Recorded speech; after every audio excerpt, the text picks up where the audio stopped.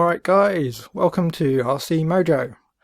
We've got a Tamiya XV-01 Lancia Delta Integrale. And of course the first thing to do is have a look in the box, which has a nice licensed by Lancia sticker. Nice to know it's official.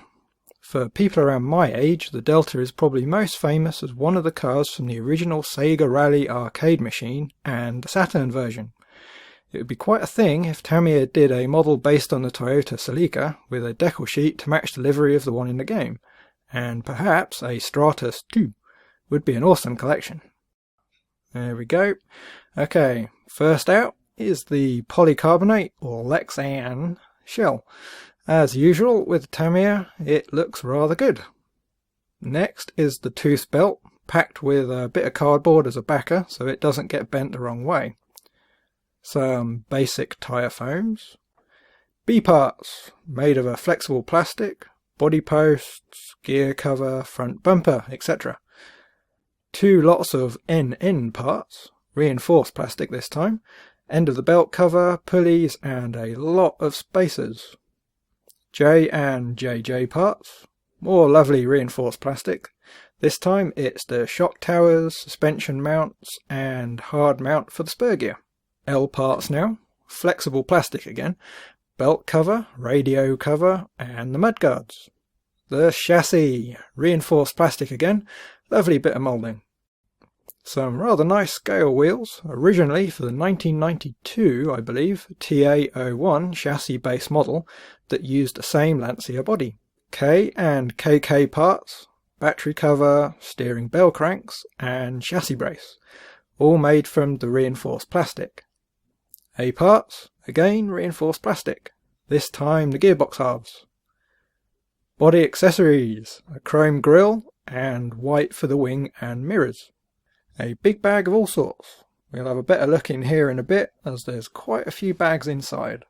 A set of rally block tyres, quite a hard rubber, but they should do the job just fine. Another big bag of bits, mostly the screws bags, some oil, grease, motor, etc. And now it's time for what everybody's been waiting for, the ever-present antenna tube. Yeah. Decal and masking sheets. Unlike the newer bodies, these aren't pre-cut, so there's no worries about the accuracy as you get to do it yourself. And yes, there's quite a few. Last out of the box is of course all the paperwork, a sheet for the body and the manual for the build, which is up to the usual Tamiya quality. Okay, let's have a look in those parts bags. The first bit of interest is the motor. Not so much because of the motor itself, but the length of the leads. As the ESC is mounted all the way at the back of the chassis, and the motor at the front, there's quite a distance to cover. You can see just how much longer they are compared to a normal Tamiya motor. It could make later brushless upgrades a bit tricky. Right, first bag, damper oil, grease, basic tools and some sticky foam. Damper parts, springs, etc. This one has the aluminium motor plate, and unlike the cheaper Tamiya kits, the first of the proper bull race bearings. Lots of screws, some turnbuckles, ball cups and some more bearings. Bits to make the front gearbox and even more bearings. Steering parts, turnbuckles, ball cups and whatnot. Some rather nice gears, all made to a surprisingly high precision. And the foam bumper, which is designed to fit the Subaru shell, so you'll be cutting quite a lot of foam away for the Lancia's short nose. Okay, the other big bag of bits, which contains the rest of the plastic parts. F parts, suspension arms. E parts, the rear hubs. Q parts, the servo saver.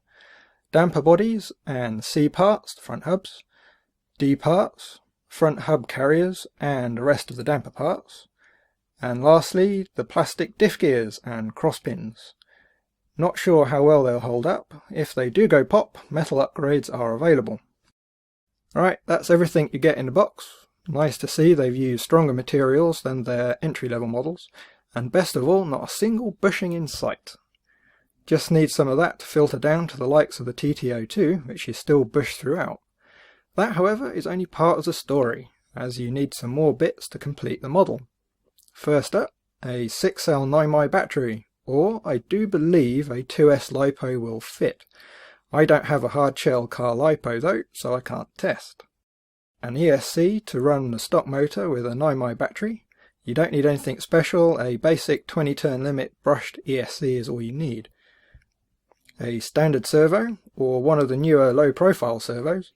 You don't need anything too hot, a high-tech HS-311 or a Futaba S3003 are fine, but if you want a bulletproof setup, go for something with metal gears.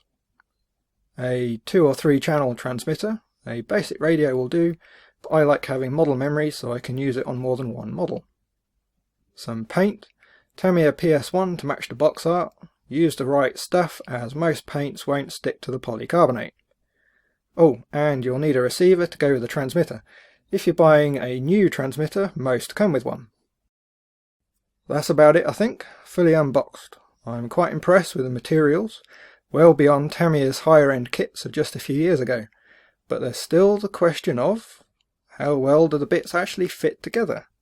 For that, I'm afraid, we might have to actually build it. That's not for today though.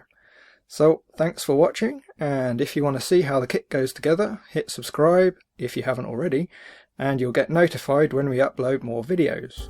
We're also on Twitter, and of course there's the website rcmojo.com.